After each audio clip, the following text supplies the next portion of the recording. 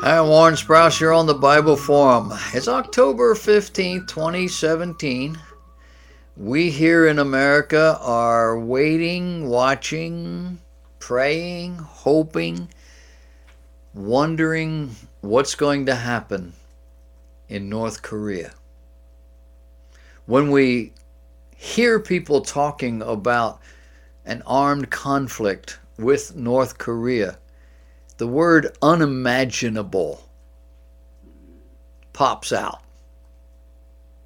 But North Korea is steadily pressing forward with its nuclear and missile tests, and in the highest places in government, the unimaginable is becoming more and more likely.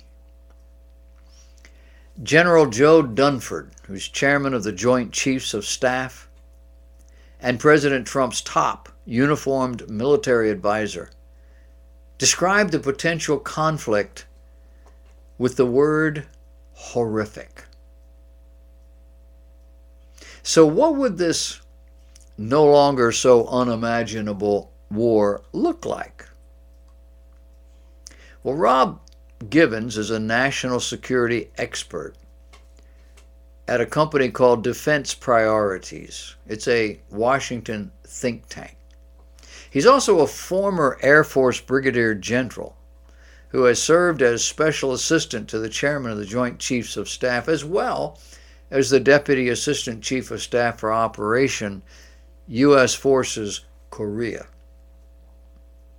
He says North Korean forces will most likely level much of Seoul, South Korea, using the 11,000 pieces of artillery and rockets they have deployed within range of this city, a city of nearly 10 million. Now, 11,000, I'm not a mathematician, it sounds like 1%.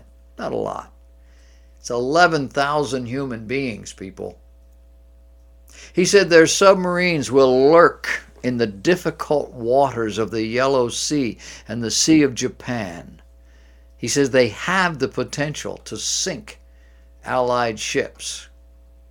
They will infiltrate the South with their numerous special forces, possibly even hitting United States personnel and assets.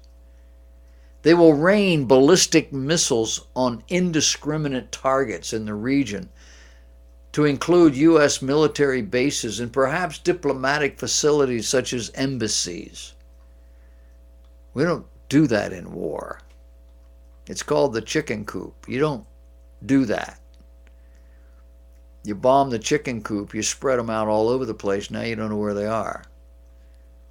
They could use biological and chemical weapons, which is not overly effective against militaries, but is devastating in terms of civilians.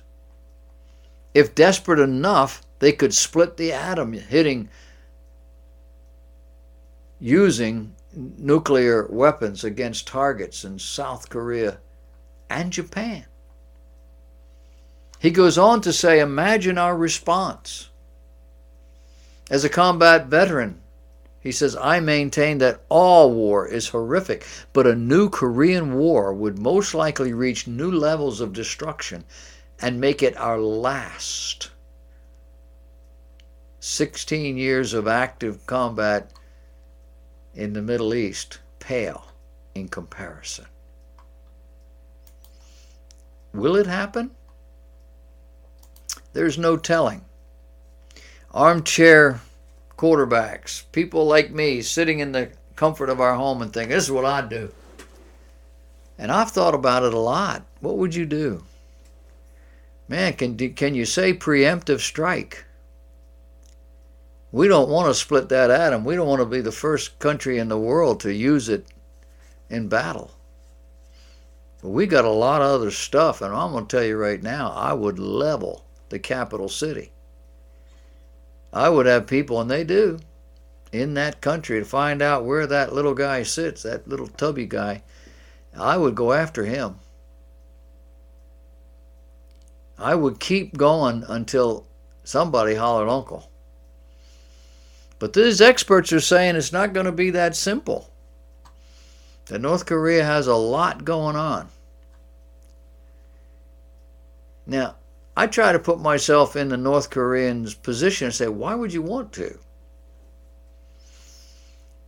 You live in one of the poorest countries in the world. It is the poorest of the developed countries of the world.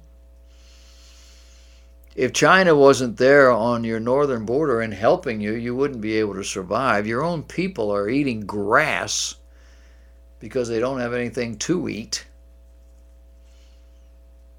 The Western civilization has been pumping money and stuff into that country just to appease you, to keep you and your uncle, your grandfather and your father and you too from going nuts. And if all that stopped, as a country, you wouldn't last a generation. But you do have armor. You have the wherewithal. And most of us don't understand a human being that can think like that. Why is there so much evil in the world all of a sudden?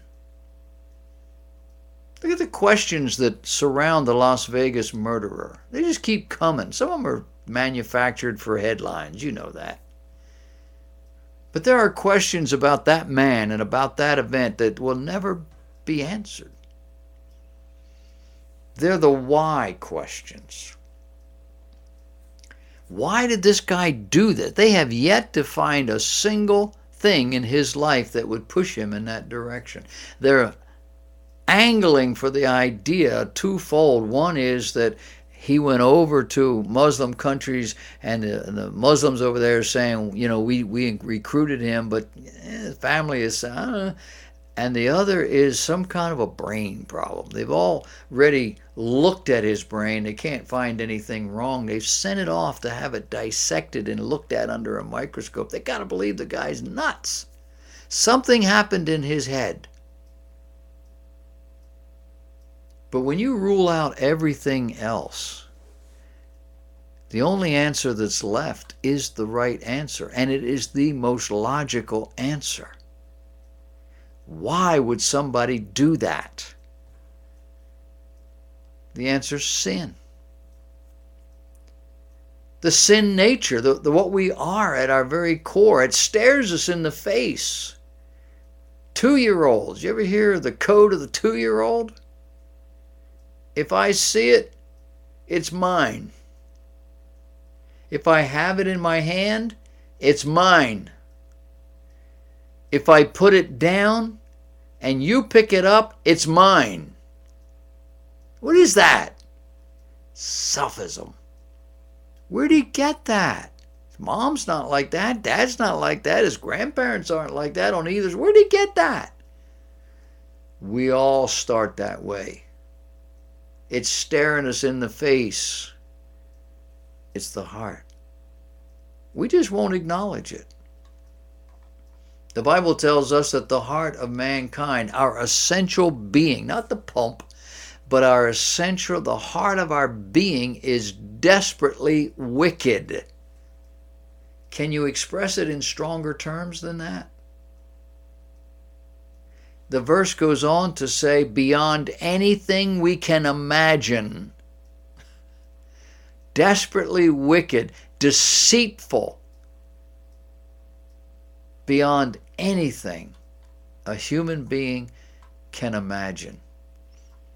This is why human beings refuse to really look at that heart or to talk about that propensity or to blame it. Well, we're all basically good. No, we're all basically evil. We have to be acculturated. We have to be made good. So we blame the mental illness. But you know, we really, after 50 or 100 years of studying the mind, we can't even agree what it is. We don't know what the mind is. Is it your brain? No. No. The mind is an integral part of the decision-making process or ability in your body, and the heart comes closer than the brain. but it isn't even your heart. The mind. God looks at all of this. He says it's our heart. He's not talking about the pump. He's talking about the essential you, who you are at your very core. It includes my brain. It includes the immaterial part of our being. It also includes that part of our being the Bible refers to as our soul. Now, we can fix physical damage. Soul damage? That's a whole nother thing. Mind damage? We might be able to correct for much of it. But once it's there and functioned, having pulled the trigger, there's no going back. And since we can't even agree on what these things are, the mind, the soul, we're not going to make much progress. Increasingly, human beings from all walks of life are killing themselves with drugs, damaging their brains and their vital organs, and passing the results onto their yet unborn children through the DNA. People are debauching themselves with pornography and homosexuality,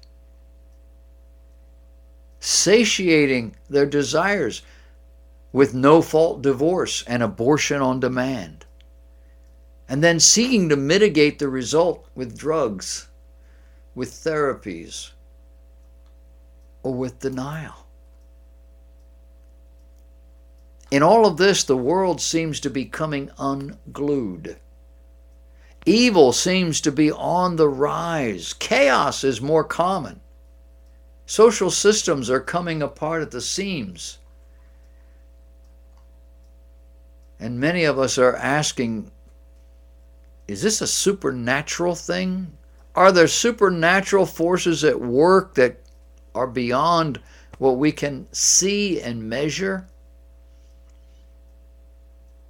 Carl Payne, author of a book entitled Spiritual Warfare, Christians, Demonization, and Deliverance, is convinced that there are forces at work. In a recent interview, this former chaplain for the NFL Seattle Seahawks explained why this time in history is so ominous. He says, quote, just the whole thing with Satanism, occultism, demonism, it's all so much more blatant. My goodness, he says, just in the last decade even, you can't turn on the TV and not see this stuff. And then we kind of wonder, why are people acting more bizarre? Why do they not value life? And I say, it's because they, meaning Christian families as well as others, watch people getting killed on videos and on TV programs all day long, things that are glamorized, and nobody's got the guts to turn it off, including many of our parents, because they don't want their kids to feel, any left out especially. And if they're Christians, sometimes more so. We wouldn't want to make them feel odd, so we let them watch this nonsense. Is that right? Is that the way it works? Check your own motivations. Why do you let your children watch kids' programs that are licentious, that are extreme in terms of sexuality or vulgarity? And they're out there. Things that seem very harmless. If you watch them with a Bible in your hand, you wouldn't watch them very long. And yet, your 7-year-old watches it every day. Man told me just today, SpongeBob SquarePants. Not a kid's program. Apparently it's vulgar. Apparently it's immoral. Apparently it's got real problems. I thought it was a kids program. Now, I've never had kids around to watch stuff like that, so I don't know, but I certainly don't watch it. When I turn on the television, it's for news.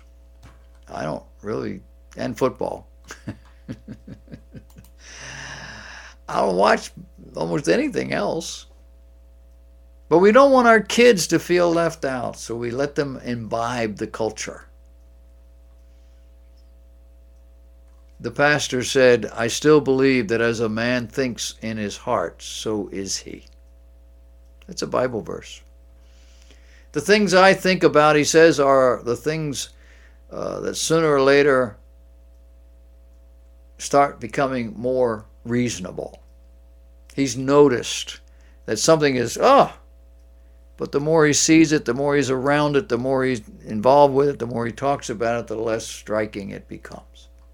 He then points to the Bible, which makes a strong correlation between the explosion of celebrating the occult, celebrating demonism and Satanism and all things occult, where you really have to ask yourself if they even have any morals. He went on to say it can't all be blamed on demons, although you can't rule this stuff out. We've opened the door. And we're kind of amused. Halloween is coming. See the commercials for these programs, these movies, these things that are going to be on television are designed to scare the pants off of you. Even Christians, he argues, often dismiss the topic of spiritual warfare and the reality of the demonic. In his own upbringing, he admits it was just something we were taught to ignore, to ridicule at worst, to ignore at best.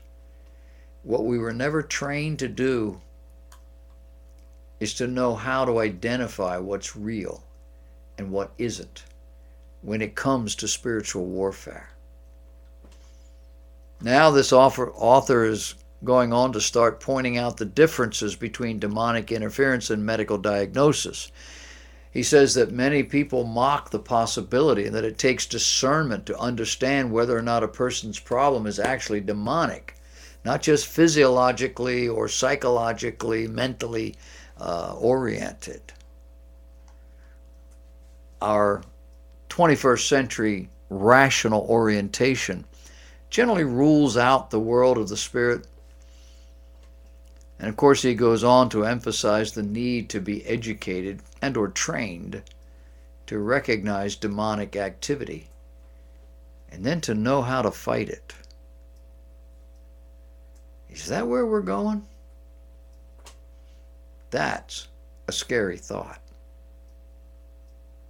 Is there any other explanation for much of what we see in our culture today?